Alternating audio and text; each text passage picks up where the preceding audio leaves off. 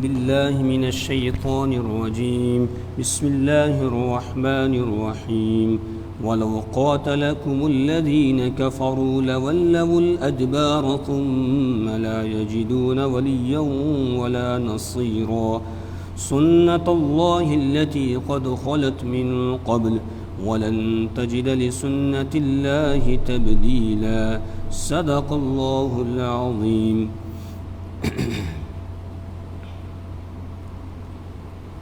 سورہ فتح کی آیت نمبر 20 تک ہم پڑھ چکے ہیں. آج آیت نمبر 21 سے درس ہو رہا ہے.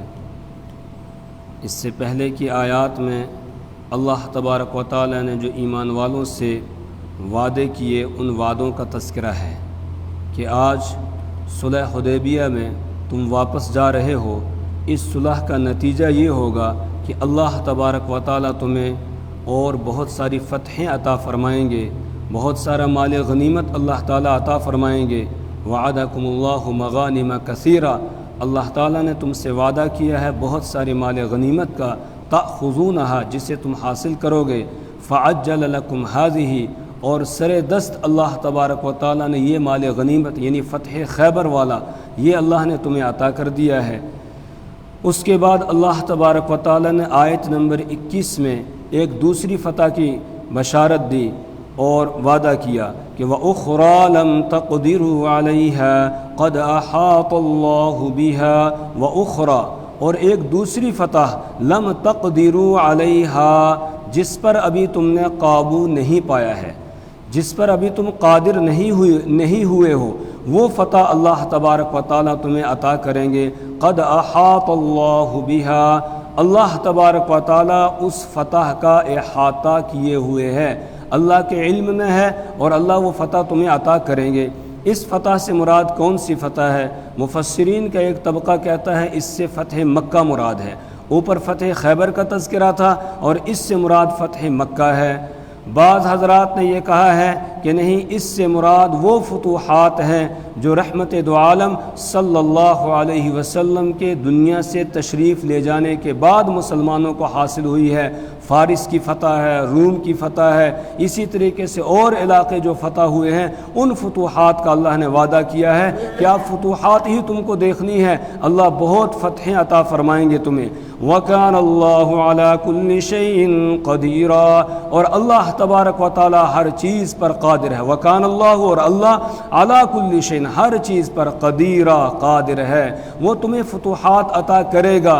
فارس بھی فتح ہوگا, روم بھی فتح ہوگا, اور علاقے فتح ہوں گے.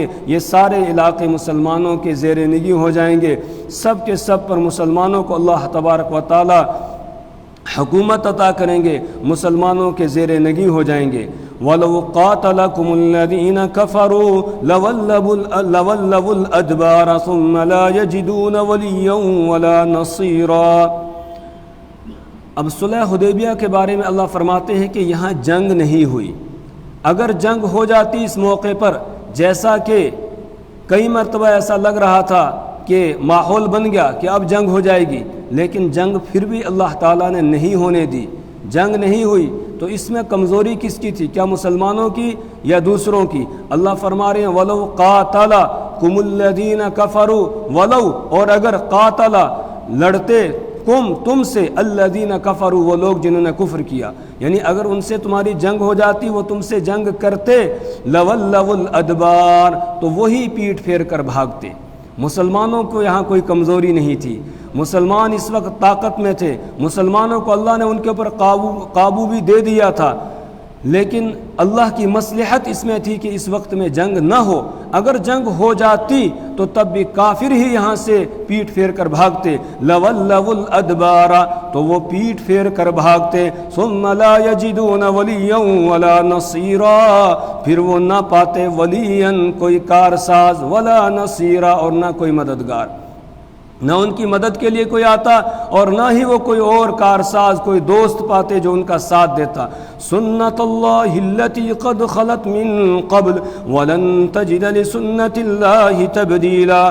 سنت اللہ, یہ اللہ کا دستور ہے, التی قد خلت من قبل, کہ جو پہلے سے چلا آ رہا ہے. اللہ کا دستور ہے، یہ پہلے سے چلا آ رہا ہے۔ اللہ اپنے نبی کی مدد کرتا ہے، اللہ ایمان والوں کی مدد کرتا ہے، اور جو نبی کے دشمن ہوتے ہیں، مخالف ہوتے ہیں، ان کو اللہ تبارک و تعالی مغلوب کر دیتا ہے، نبی کو غالب کرتا ہے اللہ تبارک و تعالی۔ یہ اللہ کا دستور چلا آ رہا ہے۔ اور یہاں بھی آپ دیکھیں گے ہر موقع پر اللہ تبارک و تعالی نے نبی کو اور نبی پر ایمان لانے والوں کو اللہ نے غالب کیا ہے، سوائے غزوہ احد کے۔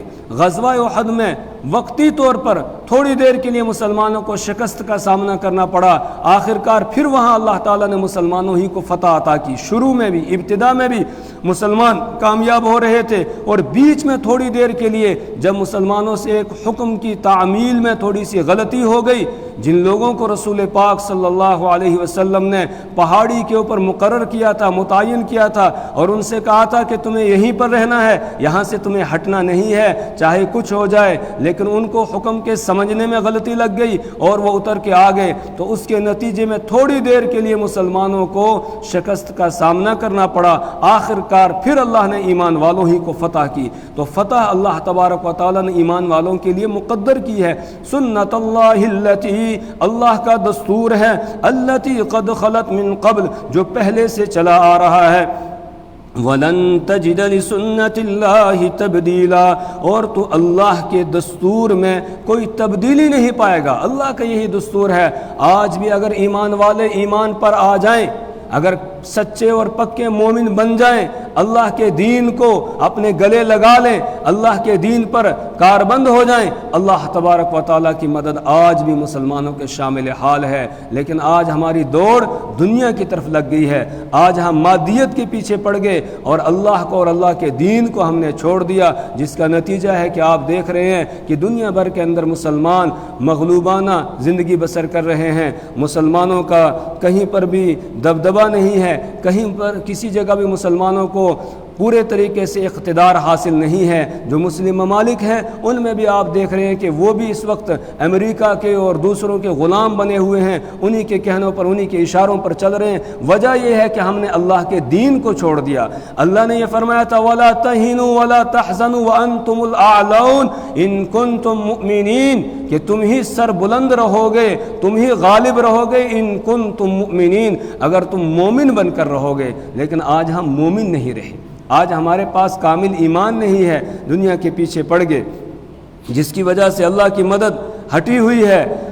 تو اللہ فرما رہے ہیں کہ قرآن پڑھنے والے تو سچے دین پر آ جا، پھر دیکھ اللہ کا یہ وعدہ ہے اور اللہ کا دستور ہے کہ اللہ ایمان والوں کا ساتھ دیتا ہے، اللہ کی مدد ایمان والوں کے ساتھ رہتی ہے۔ وَلَن تَجِدَ لِسُنَّتِ اللَّهِ تَبْدِيلًا، اور تو اللہ کے دستور میں کوئی بھی تبدیلی نہیں پائے گا۔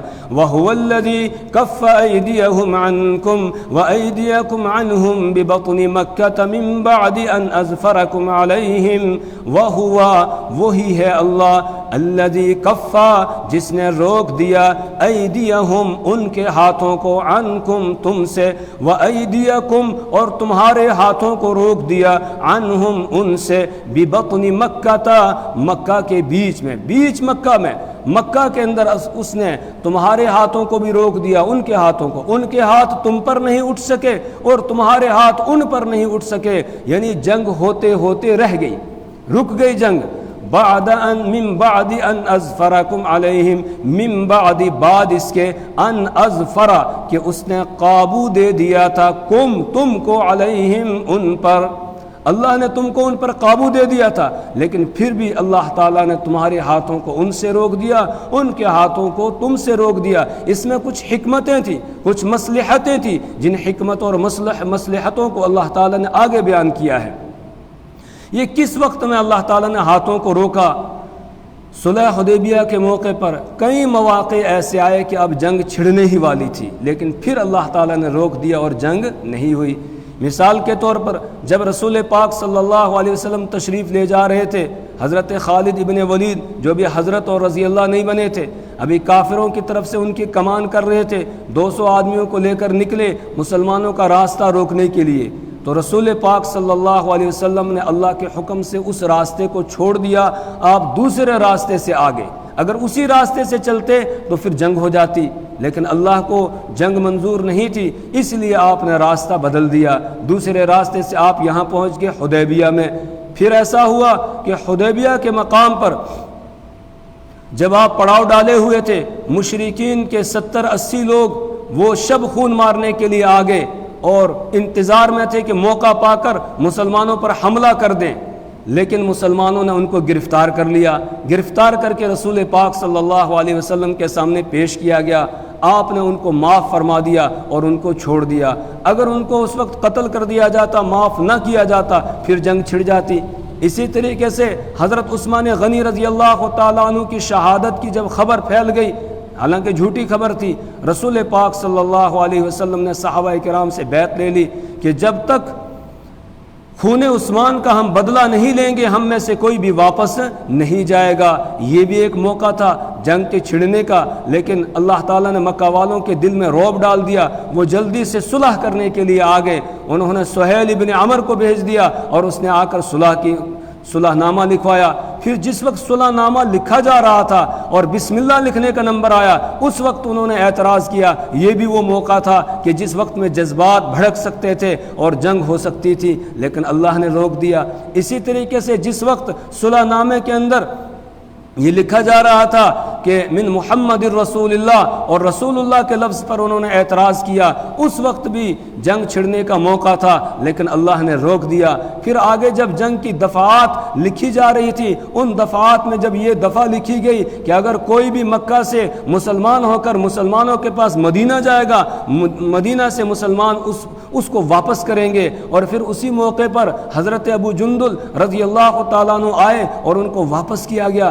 یہ بھی وہ موقع تھا کہ جس وقت میں جذبات بھڑک سکتے تھے اور جنگ ہو سکتی تھی، لیکن ان تمام مواقع میں اللہ تبارک و تعالیٰ نے جنگ نہیں ہونے دی، اللہ نے ہاتھوں کو روک کے رکھا۔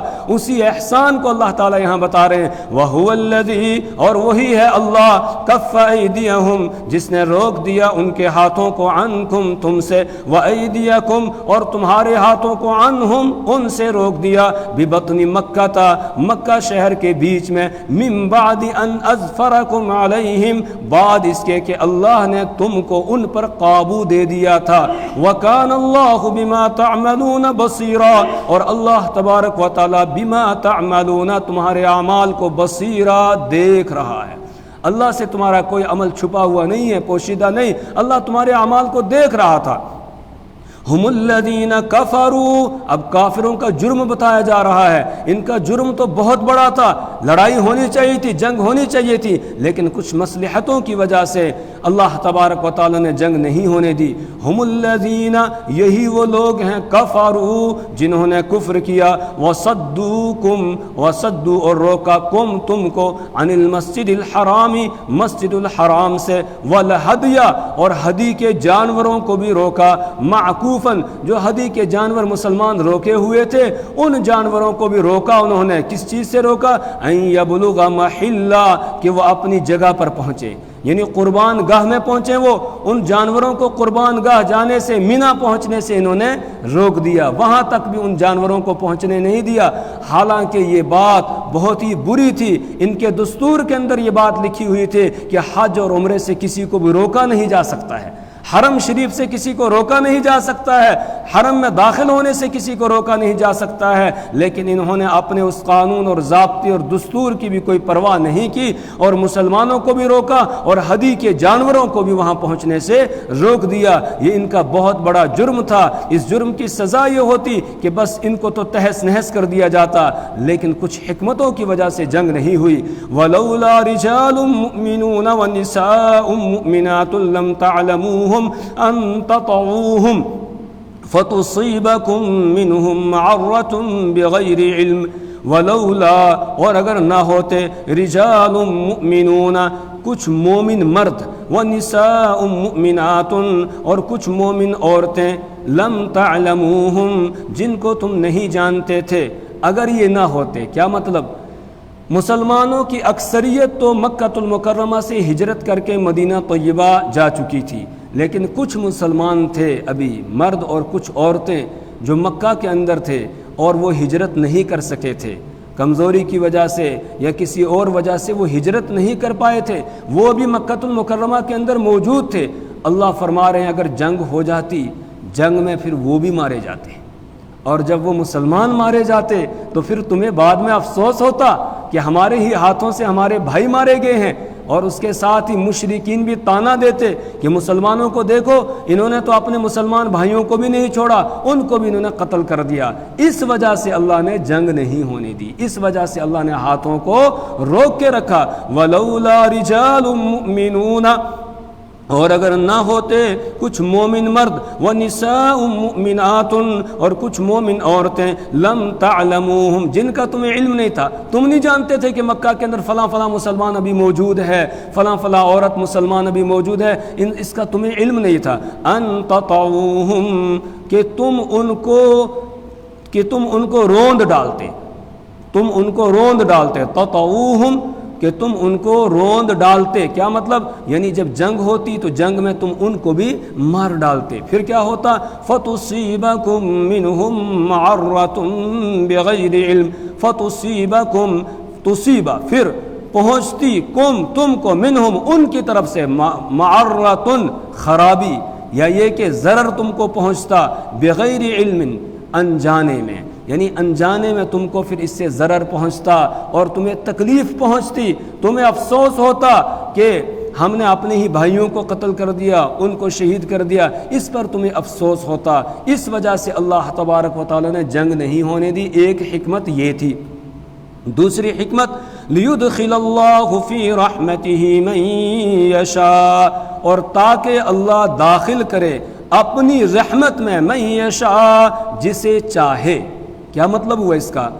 کہ ابھی بہت سارے لوگ ایسے تھے مکہ کے اندر جو مسلمانوں کے مخالف تھے، مسلمانوں سے لڑنے کے لیے، جنگ کرنے کے لیے تیار ہو رہے تھے، لیکن اللہ کے علم میں یہ تھا کہ ان کو بعد میں ایمان نصیب کرنا تھا، ان کو اللہ نے اپنی رحمت میں، ایمان میں داخل کرنا تھا۔ ابھی وہ ایمان میں نہیں تھے، لیکن آگے جا کر ان کو ایمان نصیب ہونا تھا، اس لیے اللہ تعالیٰ نے جنگ نہیں ہونے دی۔ اگر جنگ ہو جاتی ابھی وہ کفر کی حالت میں ہی قتل کر دیے جاتے۔ حضرت خالد ابن ولید رضی اللہ تعالیٰ عنہ، ان کو ایمان نصیب ہوا، جن کو ابھی تک ایمان نصیب نہیں ہوا تھا بعد میں ان کو نصیب ہو گیا۔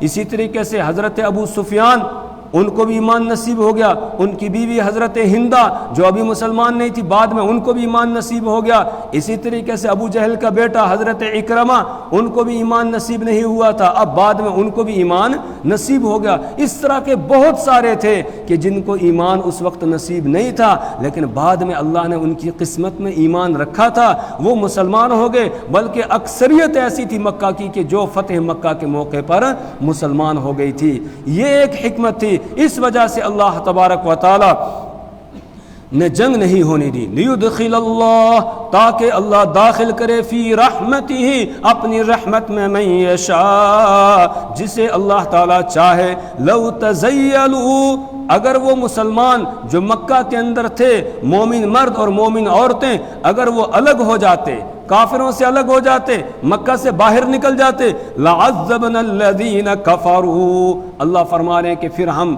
ان لوگوں کو عذاب دیتے جنہوں نے کفر کیا تھا، ان میں سے عذابا علیما، دردناک عذاب۔ مسلمانوں کے ہاتھوں سے اللہ تبارک و تعالیٰ ان کو عذاب دلاتے، تو لعذبنا الذین کفروا، تو ہم عذاب دیتے ان لوگوں کو جنہوں نے کفر کیا تھا، منہم، ان میں سے، عذابا علیما، دردناک عذاب ان کو دیتے۔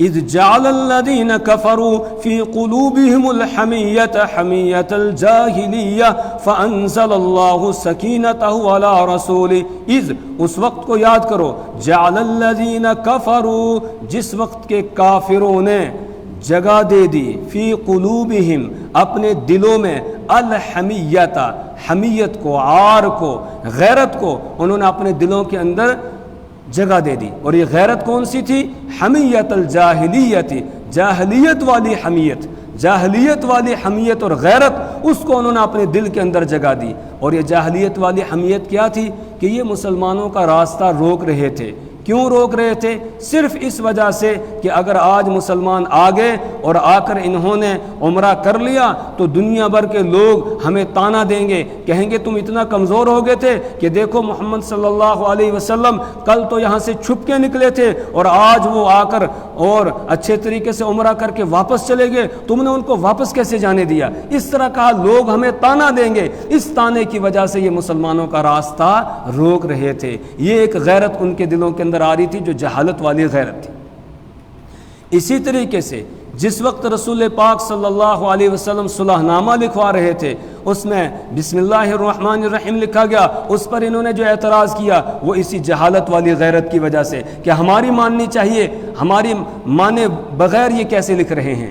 اسی طریقے سے رسول اللہ کا لفظ جو انہوں نے کٹوایا تھا وہ بھی اسی حمیت کی وجہ سے کٹوایا۔ اسی طرح جو شرطیں رکھی انہوں نے اور یہ والی شرط لگائی کہ کوئی آدمی مسلمان ہو کر مدینہ جائے گا، مدینہ والے اس کو واپس کریں گے، یہ سب اسی جاہلیت والی حمیت کی وجہ سے کر رہے تھے۔ اللہ فرما رہے ہیں کہ یہ موقع ایسا تھا کہ اس وقت میں مسلمانوں کے جذبات بھڑک رہے تھے، ابھر رہے تھے، لیکن اللہ نے اپنے رسول پر اور ایمان والوں کے دلوں میں سکینت کو نازل فرما دیا، اطمینان کو نازل فرما دیا، اس لیے بات آگے نہیں بڑھی اور مسلمان تسلیم کرتے رہے۔ اس کا نتیجہ پھر سب نے دیکھ لیا کہ مسلمانوں نے آج یہاں پر دب کر صلح کی ہے، لیکن بعد میں اللہ نے اس کا جو نتیجہ اور پھل تھا بہت ہی اچھے انداز میں مسلمانوں کو نصیب کیا، عطا کیا۔ اذ جعل الذین کفروا، اس وقت کو یاد کرو جس وقت کے کافروں نے جگہ دے دی تھی فی قلوبہم، اپنے دلوں کے اندر، الحمیت، حمیت کو، غیرت کو۔ ایک ہوتی ہے غیرت اسلامی، وہ اچھی چیز ہے، یہ جہالت والی غیرت جو ہے یہ بہت بری ہے، یہ جہالت والی غیرت بہت بری ہے، یہ آج ہمارے اندر بھی آ جاتی ہے۔ جس وقت شادی کا موقع ہوتا ہے کہتے ہیں ہاں اتنا خرچہ نہیں کیا، اتنی چیزیں نہیں پکائی، لوگ کیا کہیں گے، اتنی بارات لے کر نہیں گئے، لوگ کیا کہیں گے، یہ نہیں کیا، لوگ کیا کہیں گے۔ یہ جہالت والی غیرت ہے۔ ایک ہوتی ہے حمیت، اسلامی حمیت، اسلامی غیرت ہوتی ہے، وہ یہ ہوتی ہے ہمارے سامنے کوئی اللہ کے حکم کو توڑ رہا ہے، ہم اس کو پکڑیں، اس کو سمجھائیں، اس کو بتائیں ایسے نہیں ایسے۔ ہمارے سامنے رسول پاک صلی اللہ علیہ وسلم کے طریقوں کو پامال کیا جا رہا ہو، اس وقت میں ہم غصے کے اندر آ جائیں اور اس کو روکیں کہ ایسا نہیں بلکہ ایسا کرنا ہے۔ اللہ کی مخالفت کی جا رہی ہو، اس وقت میں ہمیں غصہ آئے، غیرت آئے، یہ غیرت اسلامی ہے، یہ اچھی چیز ہے، یہ آنی چاہیے، لیکن یہ ہے نہیں ہمارے اندر۔ اور دوسری جو جہالت والی غیرت ہے وہی آج ہمارے اندر بھی آ گئی، اللہ حفاظت فرمائی۔ حمیت الجاہلیت، جاہلیت والی حمیت اور غیرت کو انہوں نے اپنے دل کے اندر جگہ دے دی۔ فانزل اللہ، تو اللہ تعالیٰ نے اتارا سکینتہ، اپنی طرف سے سکینت کو، اطمینان کو اتارا، علی رسولہ، اپنے رسول پر، وعلی المؤمنین، اور ایمان والوں پر، والزمہم کلمۃ التقوی، اور اللہ نے ان کے ساتھ لگا دیا، ان کے لیے لازم کر دیا تھا کلمۃ التقوی، تقوی کی بات کو، تقوی کی بات کو اللہ تبارک و تعالیٰ نے ان کے ساتھ لگا دیا، چپکا دیا۔ وَكَانُوا أَحَقَّ بِهَا وَأَهْلَهَا، اور وہی اس تقوی والی بات کے زیادہ حقدار تھے، وَأَهْلَهَا، اور اس کے اہل تھے۔ اللہ نے تقوی والی بات ان کے ساتھ لگا دی کہ وہ دیکھ رہے ہیں کہ جو رسول پاک صلی اللہ علیہ وسلم کر رہے ہیں بس وہ انہیں تسلیم ہے، اس پر انہوں نے چھوڑ دیا کہ جو کچھ ہو رہا ہے ٹھیک ہو رہا ہے، حالانکہ ان کے دلوں سے بات حلق سے بات نیچے دلوں میں اتر نہیں رہی تھی، لیکن پھر بھی اللہ نے سکینت کو نازل فرما دیا، ان کے دلوں کو اطمینان دلا دیا۔ وَكَانَ اللَّهُ بِكُلِّ شَيْءٍ عَلِيمًا، اور اللہ تبارک و تعالی ہر چیز کو جاننے والا ہے۔ اللہ کو معلوم تھا کہ کیا ہو رہا ہے۔ اس وقت اگر یہ صلح دب کے ہو رہی ہے، کل کو اس کا فائدہ جو ہے وہ اچھا ظاہر ہوگا اور لوگوں کو اسلام کے اندر داخل ہونے کا موقع آئے گا۔ اور پھر ہوا کہ لوگ جوک در جوک اسلام کے اندر داخل ہوئے۔ صلح حدیبیہ کے موقع پر رسول پاک صلی اللہ علیہ وسلم کے ساتھ اعلان کرنے کے باوجود صرف 1400 سے لے کر 1500 تک، یعنی اس کے بیچ میں تھے، لیکن 2 سال کے بعد جب آپ مکہ المکرمہ کی فتح کی جانب چلے ہیں، مکہ کو فتح کرنے کے لیے 10,000 کا لشکر جرار آپ کے ساتھ تھا، اور اس کے 2 سال کے بعد جب حجۃ الوداع ہوا ہے اس وقت میں 1.5 لاکھ سے زائد لوگ آپ کے ساتھ تھے حج کے موقع پر، اور اب یہ اعلان کیا جا چکا تھا مکہ المکرمہ میں سن 9 ہجری کے اندر ہی کہ انما المشرکون نجس فلا يقربوا المسجد الحرام بعد عامهم هذا، کہ مشرکین ناپاک ہے، اب اس کے بعد یعنی سن 9 ہجری کے بعد کوئی مشرک حج کے لیے نہیں آئے گا، عمرے کے لیے نہیں آئے گا۔ یہ اسی صلح کا فائدہ تھا کہ جو اس طریقے سے اللہ تبارک و تعالی نے ظاہر کیا۔ اللہ تعالی ہمیں اپنی کتاب کی سمجھ اور فہم عطا فرمائے، اللہ پوری دنیا کے اندر مسلمانوں کو عزت عطا فرمائے، اللہ مسلمانوں کی جان مال عزت و آبرو کی حفاظت فرمائے، اللہ ہمیں اعمال صالحہ کرنے کی توفیق عطا فرمائے، برے اعمال سے اللہ ہماری نسلوں کی حفاظت فرمائے۔ سبحان اللہ و بحمدہ، سبحانک اللہم و بحمدک، ونشہد ان لا الہ الا انت ونستغفرک۔